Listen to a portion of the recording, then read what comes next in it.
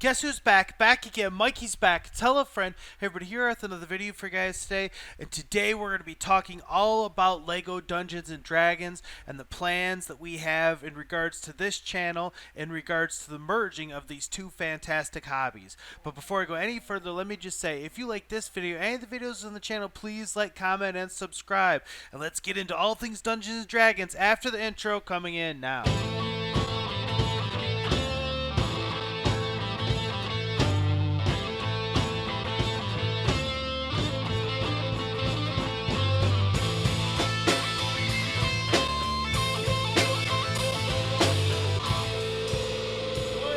What the deal is that with this new Dungeons and Dragons set, they actually included rules if you want to play the set like, Dungeons and Dragons. But they also made these really simplified, bare bones versions to help introduce people to what Dungeons and Dragons is all about. And I know people have played D&D with Lego for a long time. It's not anything new. But I don't know that anybody's went full on Dungeons and Dragons with their Lego display. And we have, as you guys know, a pretty massive Lego display down here. And because of that, we have a built-in tabletop game, sitting here ready to go, and I just had to take a look at the rules and what the official set has to offer, and kind of incorporated everything and modified it to fit what we have here in our collection. And so what we're going to be doing is we're going to be playing Lego D&D in my Lego display. And it's going to be a little bit of Dungeons and Dragons light rules, if that makes sense. And what that means is that there has to be a physical Lego piece or part in order for it to be a part of the game. So, Dungeons and Dragons opens the idea that pretty much anything is possible. And while I love that, most of it is just in your imagination. Even when you play tabletop role-playing, that even with miniatures and everything, there tends to be a lot of imagination that you have to put into it. Because, your miniatures, they don't change. You paint them once, whatever weapon they're holding, whatever armor they're on, that's what they have. Where Lego, on the other hand, this is Jen's character.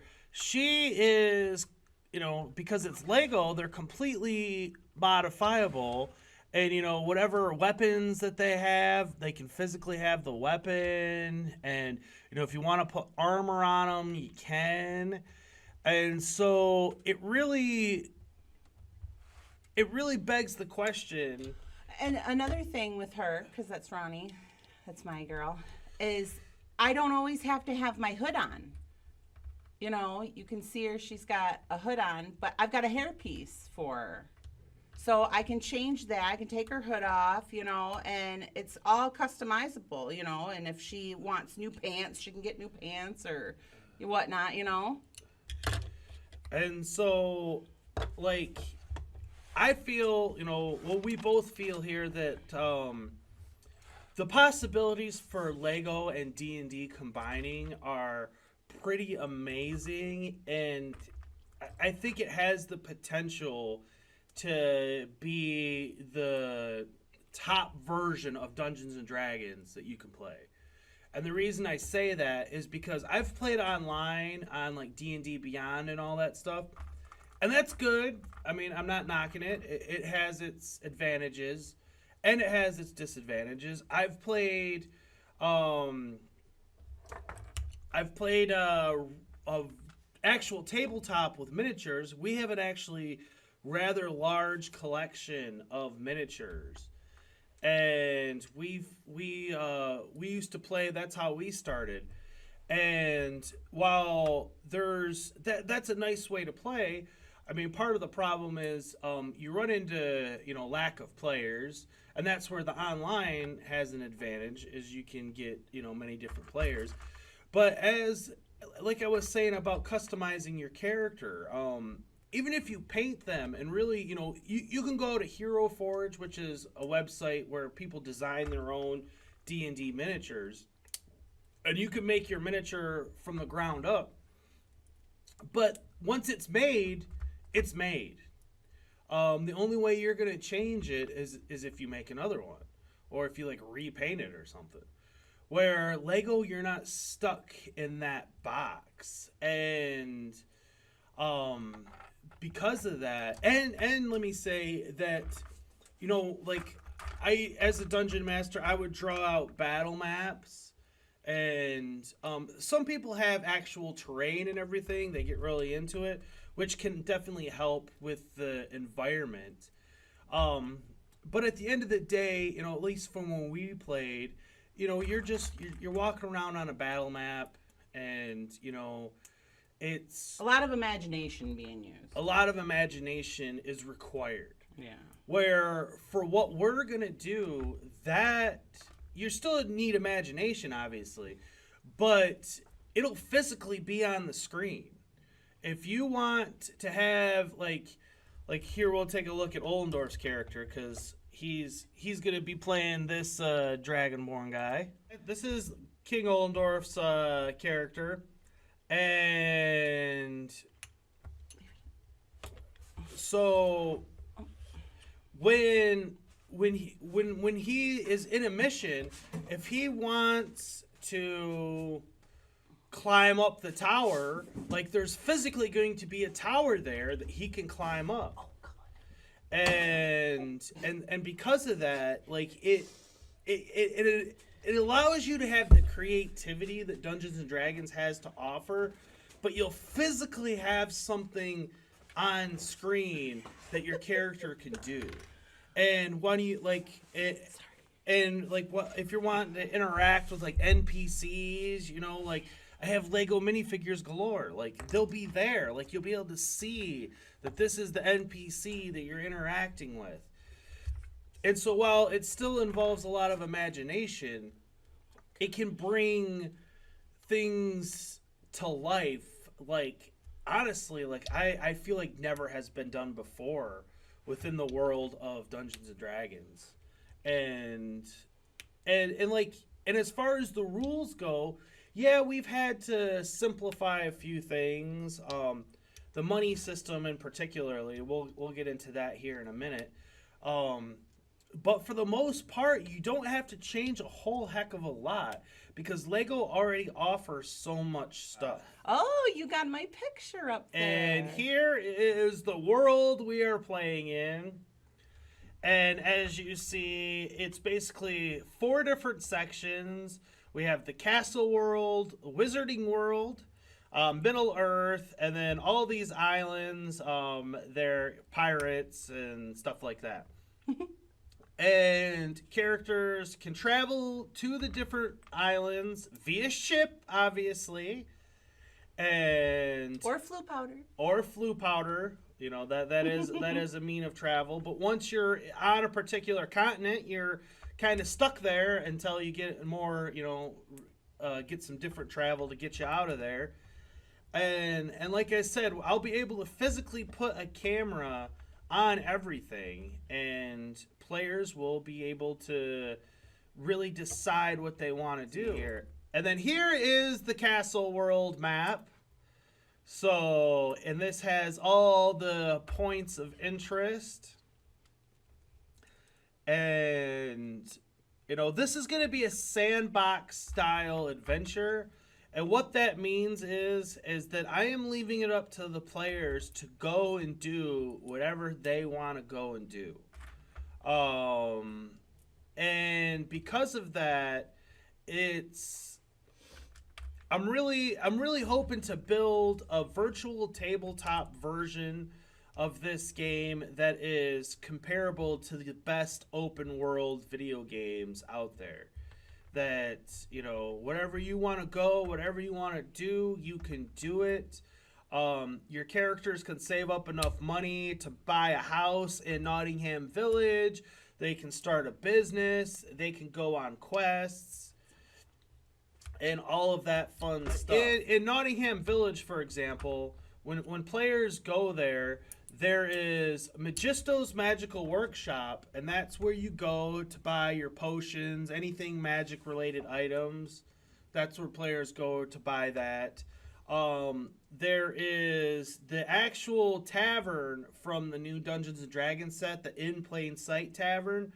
And when players go to that, what happens is they can buy food or drink like any tavern, but they can also go into the that's where the Yawning Portal is located. And what the Yawning Portal is it's an official Dungeons and Dragons module of all these like shorter little one-off adventures, but they're very famous like adventures. So once a player if the players go into that tavern and they're gonna go to the Yawning Portal, then you know that's where we'll decide what their next adventure will be for the next session.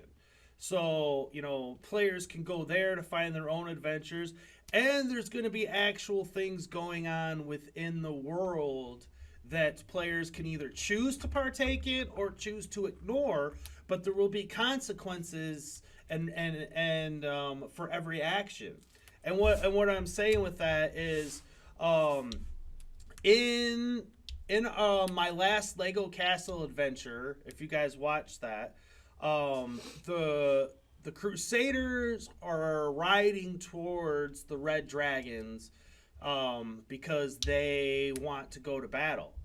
Because they captured Friar Tuck. And so that is going to be the initial main story point that is going to be going on.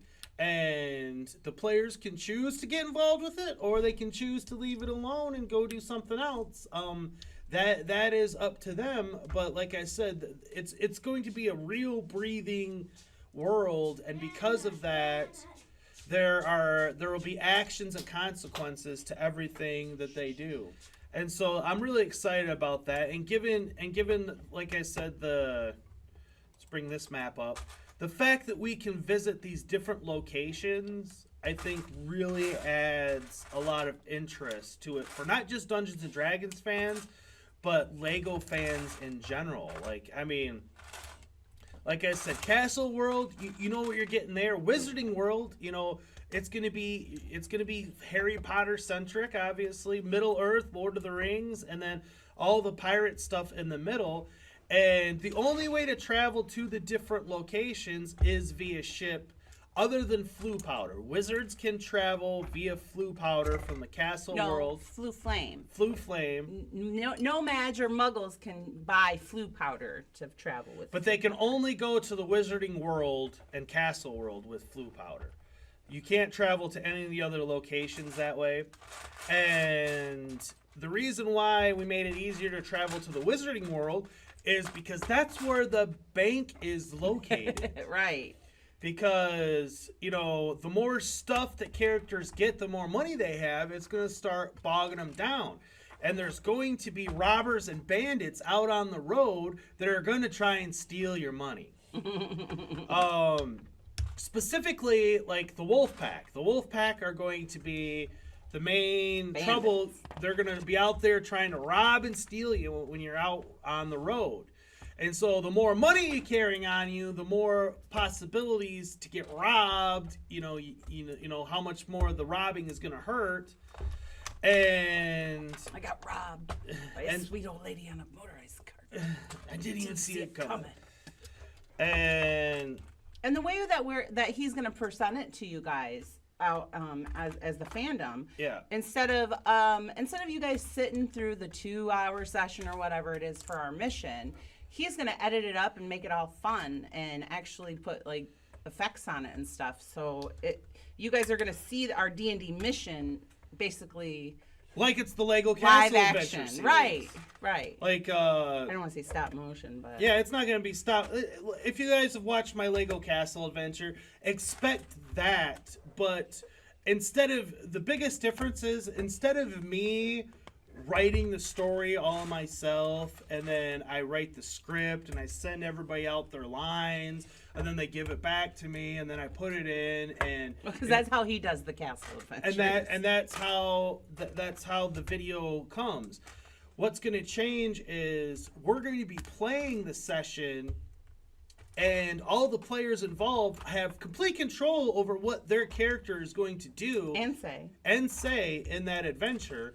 And then after it's done, I'm going to edit it out and just keep the good stuff and release the good stuff to people. And then say like people that are already doing voice for some of the characters, like the Black Knight, for example. He's a popular character, and he's a level 20 fighter, by the way, so you don't want to mess with him. He will still be voiced by Mr. Home Arcade. Nothing will change there for his character, other than I'm basically controlling him in real time. But I'm offering players the opportunity to, if you want to have complete control over your character, then come join in the fun. And what we're going to be doing is that we're doing the brick chat every other week under normal circumstances, obviously. The weeks that I'm not doing the brick chat, like next week, we're not doing the brick chat. We are going to be playing and recording a session. So that way it's kind of works within our schedule, because we already kind of have this time kind of blocked off for the brick chat anyways. Hey, thanks for watching. And don't forget, we got merch store. If you want to take a little piece of the show with you, you can get it right here. We got everything. You want some Mikey J stuff? We got the Mikey J Productions for you. So take a chance and stop by. We'll take care of you.